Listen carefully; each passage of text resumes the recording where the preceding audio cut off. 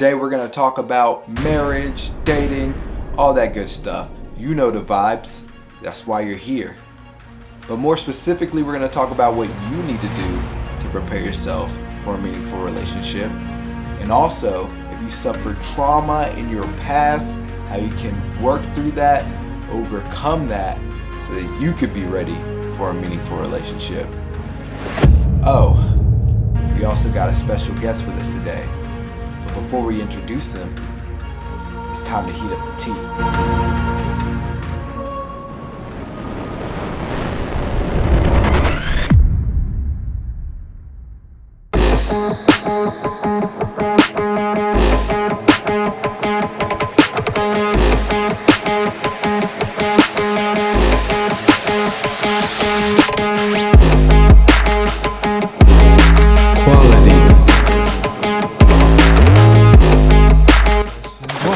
First, tell the people who you are. Tell them a little bit about yourself. I am Shonto Woods. I am a mother of 2. I'm a hairstylist. I am a travel agent. My favorite job, other than being a mom and a wife, is traveling and seeing the world. Oh, yeah. Everything I can see, everywhere I can go. So I love it. I call it all hobbies because I love everything I do and nothing is work. So Awesome. that's the goal. That's the goal. So I think we got a couple of questions that we want to ask you. Yes. We're going to start with the first one. All right. Kenya, let's get into it. Well, I'll get into it. Just diving deeper, more into the mom role, because this is more of the who is Shonto Woods. Okay. So just tell us a little bit about like your family, what you got going on, what it's looking like now, and what you hope for in the future. So my husband, he's an engineer, and he's a true engineer. Okay. If anyone knows who engineers are, they think different, they operate different, and he's a whole engineer. I love it. And my son is 19. He'll be 20 tomorrow. He's a sophomore as far as being on campus at University of Georgia, but he's actually a junior because he took full advantage of the dual enrollment program. Awesome. And he plays baseball there. And my daughter, she's 10, and she is a lady. Oh, she's She a is lady. Hilarious. So independent. Like we always say, if she ever do anything and get in trouble, it's all her fault because Wow. she's super independent. So yes, so I that's love my it. little family. I love it. Okay. So we can start to take another sip, and we're going to get into our questions that we have for you. All right. So, what relationship advice would you give to young men and women dating now? Dating now, it is different, and I love it. I love the millennials. I love the mindset of the millennials. You guys really strive to be happy. It's not about being complacent. It's not about this is what I'm supposed to do, because what you're supposed to do is totally defined sometime by the day. Right. And I think that's good because you really explore life and figure out what works for you. But some relationship advice for the younger generation, I would say, is truly make it your own. Communicate, leave open doors for communication, for growth. Agree to disagree respectfully is very important. You're 2 human beings, 2 separate thoughts, 2 separate backgrounds trying to merge. Right. You're not going to agree on everything, and that is perfectly fine. I got you. Yeah. But you have to find that moment when it's like, okay, we don't agree. And if it's something like making a decision, like people always say, oh, you don't go to bed mad. Well, some people don't need to talk when they're mad. Yeah, right. So if you know someone doesn't need to talk when they're mad, we can hold that over until tomorrow. Exactly. Just give them time. And then if you still agree to disagree, just be able to talk it through and get to the point and be like, okay, this is what we're going to do to move forward, especially if it's something that you have to make a decision on. It's just holding in one space is not the answer. Right. But it can't be, well, that person is always the person that gives in. Yeah. So and just be open. Just be open and honest. Don't be afraid. you know, all conversations are not going to be pleasant. Right. So right. with that, be like, okay, I know it's been told to me with love. I don't like it, but okay. So I definitely hear that. So what do you think's like the difference between, you know, just kind of dating for, you know, experience and kind of knowing, trying to get a feel for like what you're like and what you would be like in a more committed relationship? Like, for instance, like dating in high school, to, you know, just, you know, you're having a good time, you're kind of seeing, you know, what works with you and who works with you, like personality wise, versus like now you're a little bit older and you've started a job and you've graduated and now you're like, oh, I want to settle down with a person. I think that high school, you know, it depends on what age your parents allow you to date. Some people, middle school, whenever. Right. I think those times are very important because you do figure out things you do like, you don't like. You learn a space of compromising with others. I mean, even though you're young, you have responsibilities at home as a kid, chores, sports, school, whatever you may be doing, and so does your partner. And you still make time for each other. So with those things, as you go through college or, you know, if you're going to the military, whatever you decide to do with your life, those things are still going to come up. And if you're not starting that until then, that's a problem. Right. So throughout that course, I think you always need to take time between each relationship to just step back and say, what part did I play in this being successful or failing? And find the good in it and find more definition of who you are, because you're forever growing. And don't just become complacent. Well, that's how I've always been. And if that is how you've always been, that is okay to some degree. But if you strive to change, sometimes you need to look at, well, why am I attracting the same type of people? Yeah, that's good. That's good. Sometimes you have to say, it's me. And that's hard. Right. That's a mature task to step back and say, I may be not necessarily the problem, but I may be a good part of why things are not working. Right. Denominator. There you go. Yeah. I like what you said. You're always growing. Always growing. That's super important. And that kind of ties into, you know, that self-reflection of like, well, you know, what's the common denominator, right? And it's like, well, am I truly growing to the level that I need to be growing if I keep repeating these habits and I keep attracting the same people that aren't working for me. Right. And so I think that moment of clarity, and if people can, you know, kind of come to that understanding, they would have a better perspective and a greater goal to strive for, as far as like, okay, maybe there's something in me that I can, you know, strive towards. Right. So like a popular quote's like, be the change that you want to see. Right. And so like in dating, it could be like, you know, try to be the person that you would date. Yes. Right. And so if you can become that person, if you can become that model person, and that goes all the way back to, you know, the Bible, the golden rule, like treat others as you would want to be treated, then you make that change internally. Right. And then externally, that's, you know, that's sort of the stuff that you start to attract because you're starting to align with that within yourself. And so that was a great point that you just made there. And to elaborate on that a little bit is setting your expectations. I think that's a huge problem because sometimes people get so caught up in what they want and what they want it to look like and what the expectation is. But that person never displayed the qualities to meet those expectations.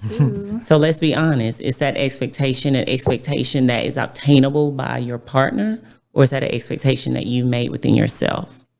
Right. That's not fair game to the other person. I've never showed you I can do those things. Right. So, you know, if it's something we've discussed and that's what I strive to do, then yes. But you can't just come up and be like, oh, yeah, I expect this from you. I never showed you I could do that. Yeah. Who said that? Yeah. No, that just reminds me of like, so Kenya, ever since I started dating Kenya, she's gotten me into all these reality shows about like, what's Married at First Sight, yes. and now there's a new one called Joe Millionaire that's super interesting. And I like watching it and just going off commenting about just different things, because it's just funny to see how people actually act in these different scenarios. Yes. But yeah, it's just crazy. Oh, go ahead. I was telling Kenya about just earlier before we started recording about just being open to things, and one of my favorite dating shows was Love is Blind. No, was it Love is Blind? Yeah, Love is Blind. I like that one too. Amazing. Yeah. You did not have an option but to fall in love with the person. Yeah. And I feel like in the world that we live in today, people miss great people because it's not what they think it looks like. Right. When that's not important. Because I can almost assure you it's not going to look like that in 25 years. Right. Yeah. So I just thought that show was just so amazing. If I was single and I had to do dating, I would want to do it that way. Right. Because you don't have a choice but to get to know the person. So you're falling in love with the character of the person rather than, just the aesthetic. Exactly. Which, like you said, is bound to change. Like, absolutely, it's going to change over time, no matter if you're getting, work done, or no matter what the situation is. Yes. Like, we're all gonna age. We're all not gonna look the same. We could do stuff to make ourselves appear younger. And speaking of work being done, I think we're at a point of just ridiculous with that. Oh yeah. Like, we can agree to that. Truth be told, I'm led to believe men don't care. We don't. They don't care. I think real men don't care. Right. Real men that are looking at a wife and a mother and my piece, the person that's going to be there, they don't care. Yeah. The one that want to just have fun, yes. Yeah, because that's all it's about. But women, it's superficial. Yeah, it's superficial. Right. Women do so much for other women. Like, it doesn't matter. Like, just make sure your heart is good. Make sure you're consistent. Make sure you're genuine. And whatever that is, and whatever attracts that, just be that. But the physical, it's just, I don't know. It's not what's going to hold you together for 25 years. Right. Sustainable. I got you. So what does hold you together for 25 years? How do you sustain that? That's a long time. That's longer than I've been alive. I think holding together and being together are two different things. I think when you see people who get divorced after 25 years, the marriage was over at least 10 years prior. Right. I'm led to believe. And that goes into that space where I always talk about allow each other to be free, where you're always growing. If you're always growing and you allow each other to be free, your likes, your dislikes, they're going to change. Right. So if you have a open, safe space and you create that safe space, like for my husband and I, we do a journal. Whatever we're talking about in that journal stays in the journal. We do not verbally talk about it. It's just one little thing that we went to a marriage retreat and they spoke on it and we started doing it. It's the coolest thing. So this is not what we do, but if it was a suggestion for other couples, like we just talk about random things in it, but if it was something that wasn't so pleasant, that could be a place that you could talk about it. Like, I'm not really confident in saying it to your face, so I'm going to put it here, but it's still a safe space to some degree to say whatever, and accepting that whatever that growth and change may be, it may not be for my benefit. But I would rather you be content and happy and honest with who you are instead of me still being in love and with someone who I thought you were. And I think that's how you get to 25 years, 30 years, 45 years, and you're just now getting a divorce. Yeah, that did not just happen. Right. So, man, that's some good stuff. That's good. I like that. So we're going to move on. We're going to take a sip, and I think we're going to go on to our next little segment. What do you got for us, Kenya? All right. So, why should someone know who they are first before getting into a relationship? Goes back to expectations. If you don't even know who you are, but you're going to put expectations on someone else, well, I don't even know what I'm giving you. So, and that takes a lot of work. And I say we live in what you call an instant world right now. Everything is now. Everything is hurry up. That takes time, because through that journey, you're going to encounter different things and go through different experiences, meet different people. And that will kind of shape you into not who your parents raised you to be, not your job, sorority, fraternities, your church, like nothing. Like you are who you are. Right. And once you do that work, and remember, you're always growing, so it can change. But once you honestly do that work and be able to honestly communicate that with someone, that's very important. Because if you don't know yourself, you can't tell someone else. Right. So. Right. Yeah. You gotta, know yourself. You gotta love yourself before you're able to, give that love. If like if I have a cup and it's the contents within the cup represents the love that I have. If your cup is empty before you try to you can't give it. So if you're an empty cup and then you find another empty cup that you're fond of, you can't pour into them at all. No. I guess not going to work. You don't even have anything for yourself. You don't but if have that anything. is full, then you can give.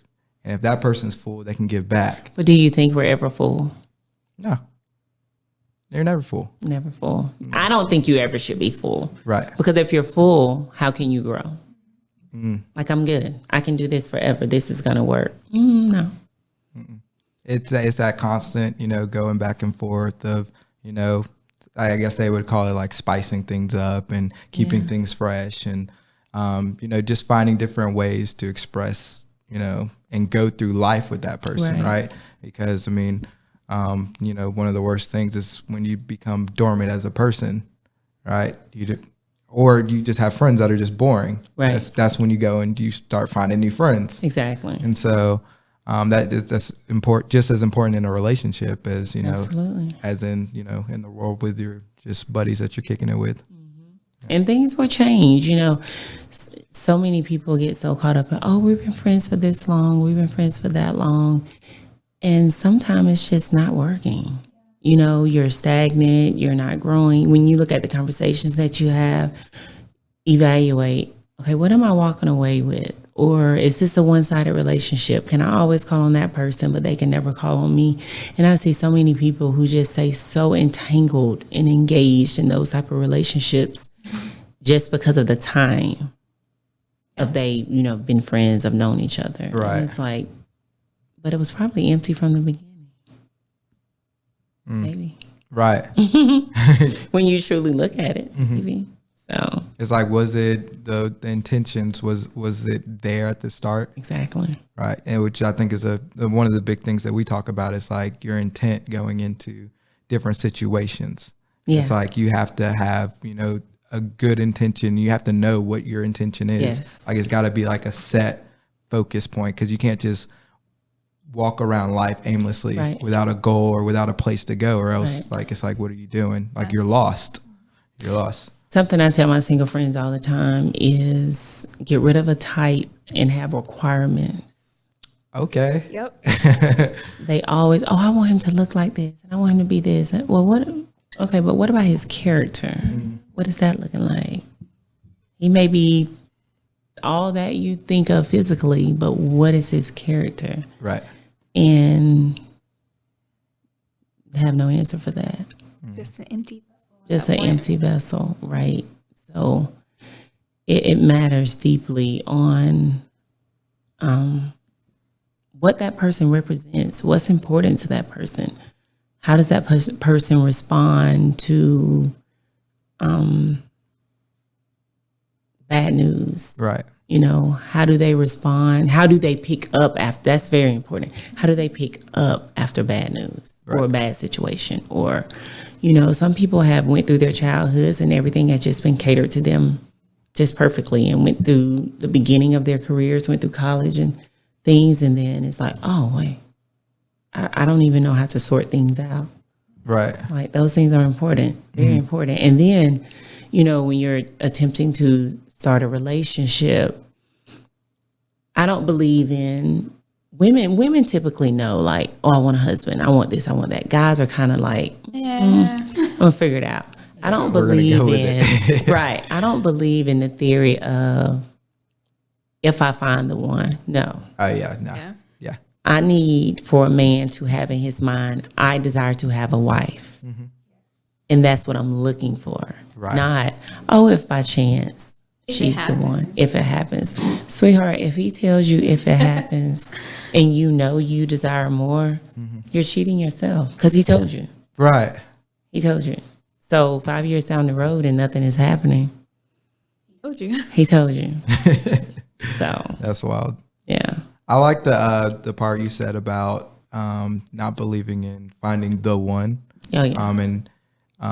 And the type thing, that was big for me too. Like not having a type, having requirements. Because the biggest thing, going back to these shows, they're so fresh in my mind. Yeah. Like one of the biggest complaints is, oh, he's just not my type. Because one of the girls who, or somebody will go up to this person and be like, well, like, you know, the guy's like, he doesn't seem so bad, right? Yeah. And he's like, oh, we're just not vibing. He's not my type. And it's like, well, you don't know, you don't know the guy.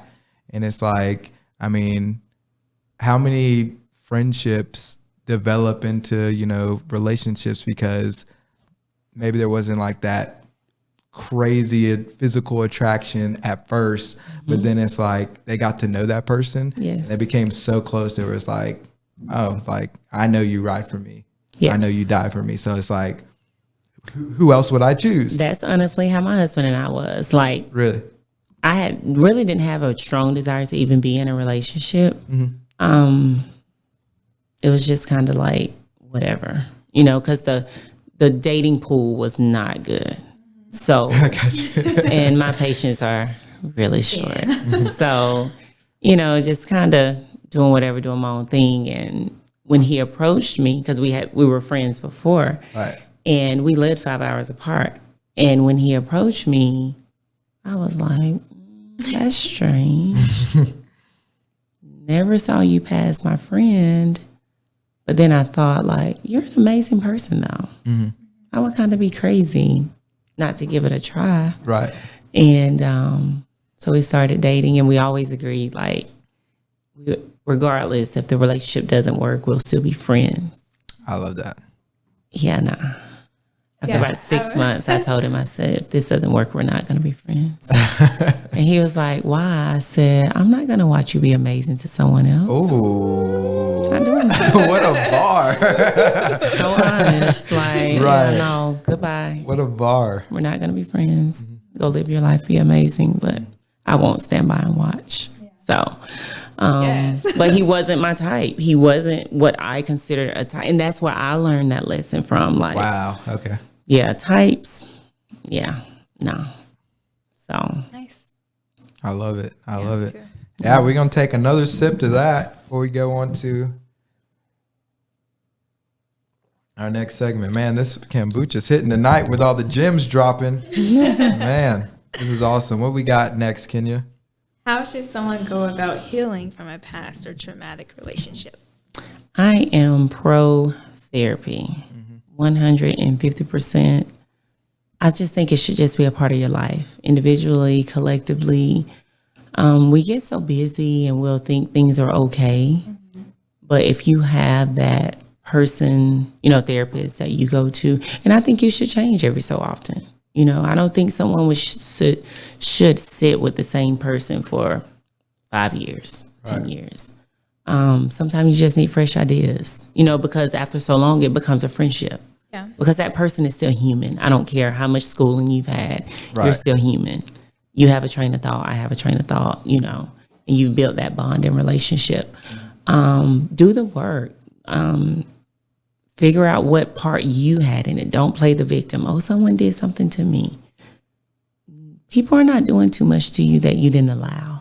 Somewhere down the road, they saw, I can get away with this. You know,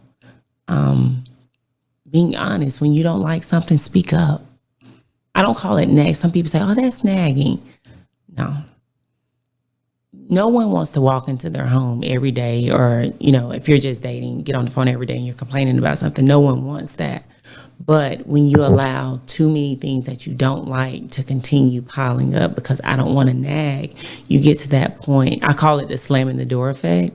When someone closed the door and you just go crazy, and it's like, so what's your real problem? Because it's not that door, clearly. And sometimes they've allowed so many things to keep going that they can't even tell you. Right. It's layers. It's layers. Stuff. And that was just, right. icing on the cake. Yeah. So tip of the iceberg's better. Exactly. So it's like, you just have to be honest, and when you're done with that relationship, step back, sort through your thoughts, allow yourself to grieve, depending on how the relationship went. I think it's a part of grieving. I mean, you were spending time with that person. You were probably making future plans with that person.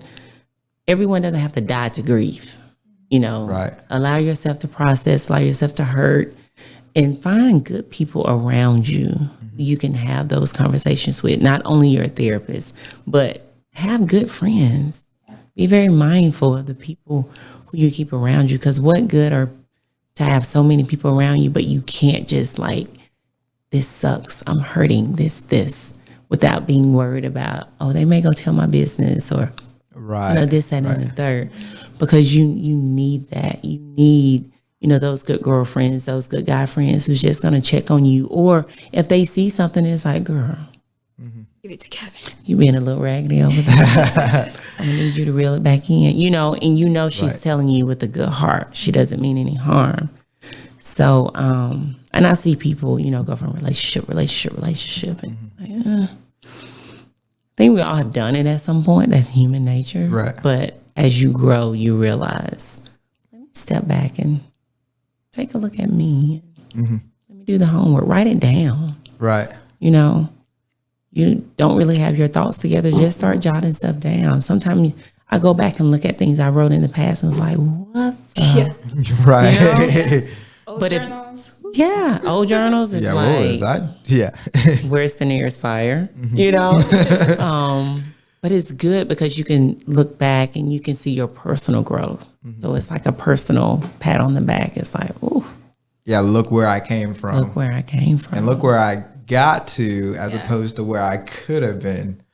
Started from the bottom, now I'm here. Right. The journey just keep going. I like what you said about having those people that you can rely on to, talk to and have those dialogues.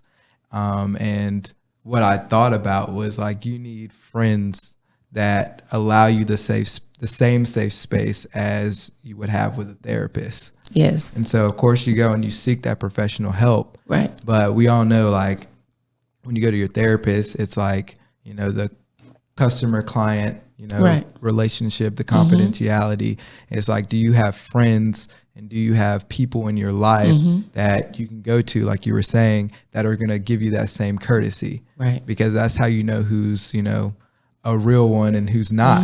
Because if you have those friends where you share something very, vulnerable with, and then you hear about it from, somebody who doesn't even rock with you that much, then that's when all the flags start going. There you go. And then then that breaks you down as a person. You start to lose trust in people, not just that person. Right. Right. And so really finding those people that give you that same safe space as a therapist would give you, crucial. And truth be told, you're not going to find a lot of them. Right. No. It's only going to be a couple. And you don't need a lot of them. And you don't need a lot of them. And that's okay. It's about the quality. Right. Not the quantity. Quality. Just like relationships. Oh, we've been together this many years. How's that thing rocking over there, though? Tell me about that. Right. Or people's like, oh, you ain't been married no time. Let me tell you how this is rocking over here. You know what I mean? So, yeah. Man, it's a big difference. I have a question, though. So how would someone find a therapist if they wanted to? Oh, so a friend of mine it's of course Google, and you can find your local in-person therapist. But the pandemic has allowed so many more avenues with the virtual if you're not able to go in person. Me personally, unless it's an existing relationship, I don't think starting virtually is a good idea because typically you're in your screen. what you're doing with these, what you're doing with your feet, all of that, the body language is talking. You know, it is just as important as what's coming out of your mouth. But if you can only see this square, then some things, because sometimes people can tell you something and it's like, okay, now tell me how you really feel about that. You know, they're like, I told you. Out of your mouth you did, but your body told me something different. So tell me how you really feel about that, you know. But of course, Google, you know, search your local areas, referrals, talk to people, you know. Word of mouth is the best. Word of mouth is the best. And then, I mean, even finding therapists now, you can break it down to like, what's your issue, of course, but if you want a white person, I mean, you have straight listings for white women, for black women, for black men. Right. You can find, and I'm sorry, I think men should see women and women should see men.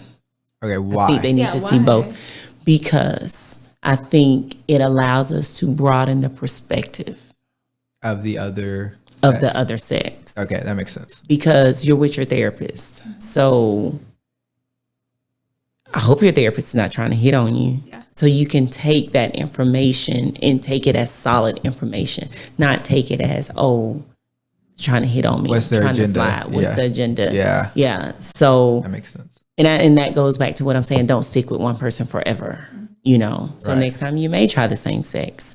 I know a lot of people that's like, I'm black, I only want a black therapist because they only know. No. I want a white one. I want an Asian one. I want, you know, perspective is everything.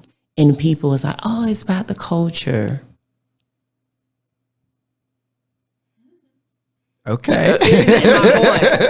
It's like, why can't cultures merge? Yeah. You know? I mean, really they're just talking about a subculture.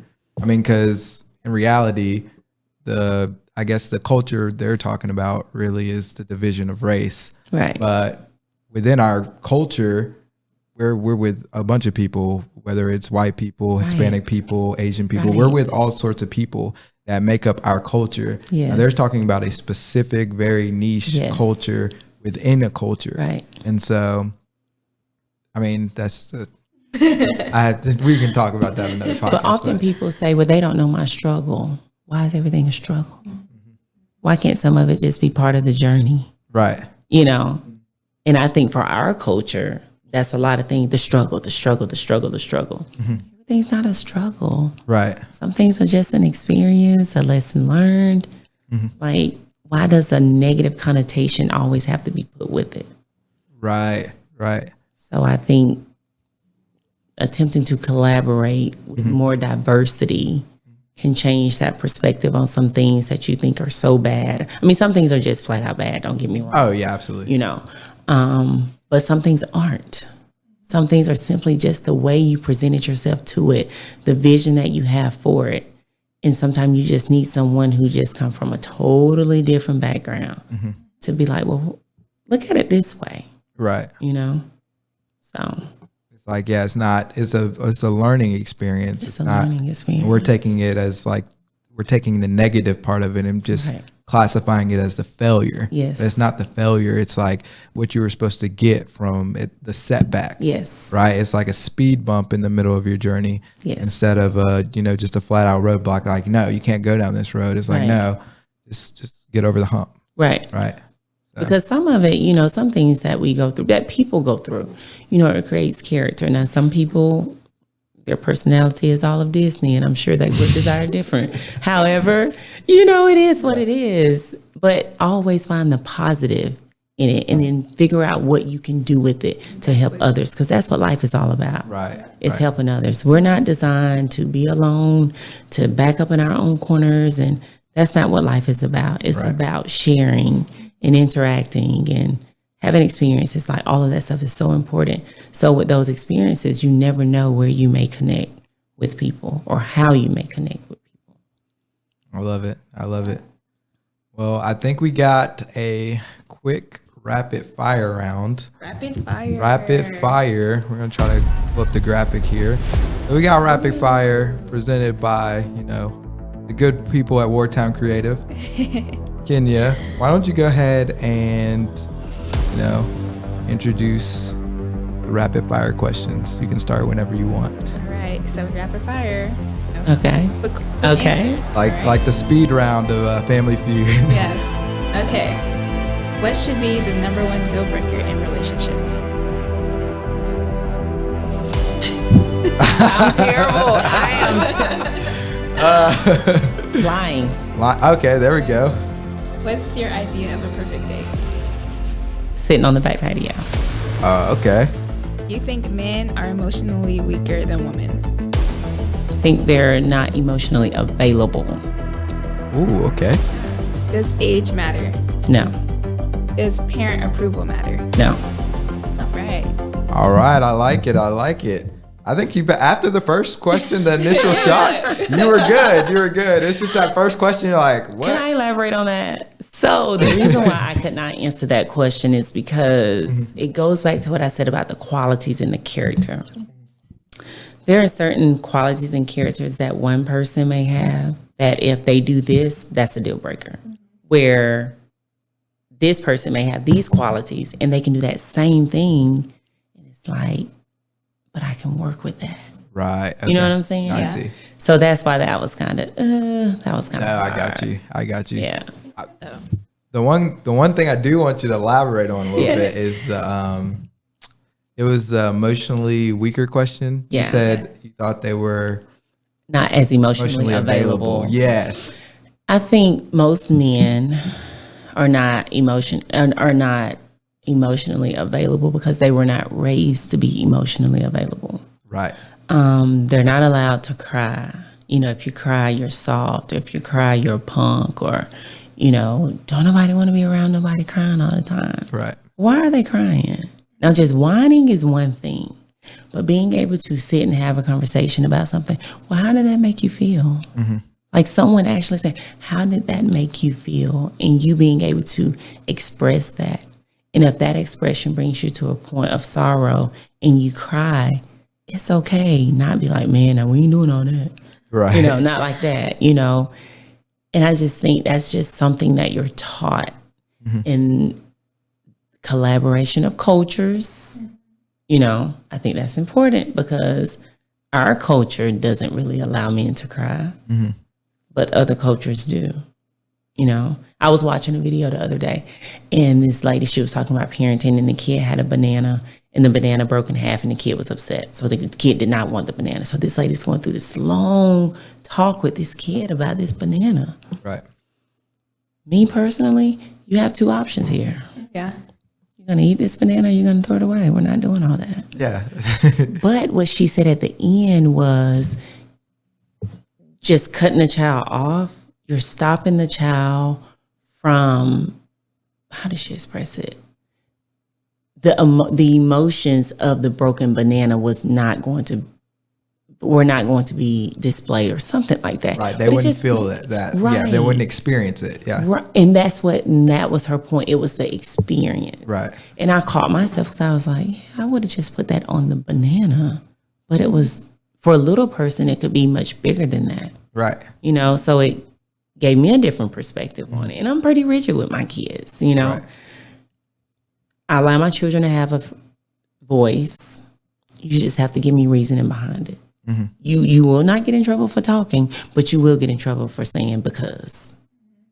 When I say why, I need an explanation. Right. And I think that's important in life because people are more willing to listen to you when you have substance behind your statement. Exactly. Not just because. Well, because why? All right, well, let me get that cell phone. Let me get those keys. Let me get that iPad. Let me start taking stuff away. Let me get that from you until you think about it. Mm-hmm. And my kids, they came up with something. You have to come up with something. Some people see it as talking back. I don't see it as talking back. Right. As long as you have substance behind it, but just saying it and want to be a brat about it. Right. Doing that. That's good. That's good. Well, we are going to take one final sip of our tea. And then we got the big question here. Got the big question. Are you ready, Miss Shonto? What is the big question? Big question. I mean, it's simple. Simple. What mark do you want to leave on the world? How are you going to be a quality person to the world? My husband always tell me, it's like, people tell you anything. And I think it's because I don't judge. Just because what you're telling me is not something I desire or what I would do in my life, it's still okay. Even with my children. Right. It's a rule. Once I am no longer your emergency contact, you can do whatever you want to do. I don't care how far against the grain it goes from what I taught you. It's time to live your life. Right. It's time to define your happiness. So I would say just being a person. If I died tomorrow, I would want my family and my friends to feel like I missed that person who I had a free and open space to talk. Not be judged. Just a listening ear. Or if you do want feedback, someone who would give me feedback. But it's not like, oh my God, girl, you doing that? You putting up with that? He doing that? No. Just, these are the facts. Okay, so what we're going to do about it? Mm-hmm. Because you can only come to me and complain about 2 times. After that 3rd time, we got to do something about it. Right. You know, I'm take some action. You, 1 or 2 things are going to happen. You're going to adjust to it and work through it, or you're going to let it go. But either side, we're not going to complain, because if you're letting it go, you're done. It's over. If you're going to stay with it, you're going to figure out how to move forward with it. So I would say the mark is to leave a safe space. I mean, I'm not that person that's like, oh, I want to create this and leave this behind. I think what your soul feels like is one of the most important things in the world.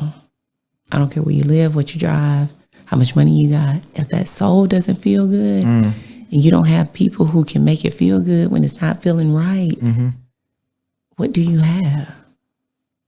So you're probably going to be pretty empty. I can tell you that. Exactly. You're going to be pretty rich but empty. Right. Or a big mansion and empty. Exactly. And that's why it happens, or that's how it happens. To, you know, when you hear about millionaires who are struggling. Exactly. Or just people who we deem successful who are struggling, you know, with mental health and just different things. And it's just like, well, how does somebody seemingly with everything, like how are they going through that? Right. Because that's what we're kind of conditioned to chase. Exactly. Is just the accolade, the acclaim, and the lifestyle. And we're made to believe that once we get it, oh, everything's just going to be all right. No. It's like, no, it's like you got to constantly keep your mental health in check, constantly keep your spiritual health in check, constantly have those people that are holding you accountable, that lift you up, right? Instead of the people that are weighing you down or that aren't even going to be there when times get tough. So, and that goes back to when we were saying the perfect date night, you know, and I said this on the back patio. My husband, I want to take you out. I want to take you out. You want to take me out, or do you want to go out? Because if you say, I want to make the perfect night for you, you have to do what I like. Right. What I like luckily what I like don't cost you any money. We can get something out of the refrigerator and we can sit on the patio, and I am perfectly fine. Now, if you want to go out, we can get dressed up and we can go out and we can do those things. But I don't care how much money I have. I don't care what I drive, where I live. That evening on the patio would still be my go-to. I love it. And we're going to have you back on to talk about the perfect date. But this was a great conversation, which is what quality is all about. We're quality conversations with quality people. We've had our first guest. Do you have any last words? Thank you for having me. And I was listening to you guys' podcast, and I was like, I am loving it. Oh, we appreciate it. And I text your mom, and I was like, Josh may be pretty smart over there when it comes to a partner. Hey, I'm trying. One thing that really stuck out from that I heard was closing the door. You know what I'm talking about at the gas station? Oh, yeah. I even told my husband about that. And I said, it was when you said, I even do it when she's not with me. Right. Just that mindset right there will take you so far in so many other things in your relationship. Because you're no longer, oh, when she's with me, I have to remember. Right. If you want her to be a part of your life, there's just some things that you're going to just have to make a part of you, same as for you. Right. But something simple as she does not like the door. And you didn't even say anything. You just closed the door. Yeah, I know. She didn't say a word. I'm not going to go back and forth with you. I'm going to show you. I've told you. I'm going to show you. Now it's your responsibility to carry that out as a man. And that's where the feeling of protection comes in at. The feeling of safety comes in at. It's not the grand things that make women feel safe and comfortable. And it's those small things. Oh, you preaching now. It's those small things that will, I mean, some women may like the big grand things. Right, yeah. You know, but from what I've seen in life, right, the women who are good with their soul, it's the small things. Right. That really don't even cost you any money. So I love it. But I think you guys have an amazing thing going. Thank you. Your conversation is really good. I appreciate it. Really good. I appreciate it. And we thank you for coming on. Thank you. Look forward to having you on again and more people like you on. Yes. If you are a quality. I have to bring my husband. Oh, yeah. We're going to probably see him and be like, and how are they married? Because when I tell you he's an engineer. He's an engineer. Yes, but he is amazing. I love it. I love it. Amazing. If you're a quality person, go ahead and subscribe. If you thought this was a quality conversation, please like this video. Until next time, remember to always be blessed. Thank Peace. you. Bye.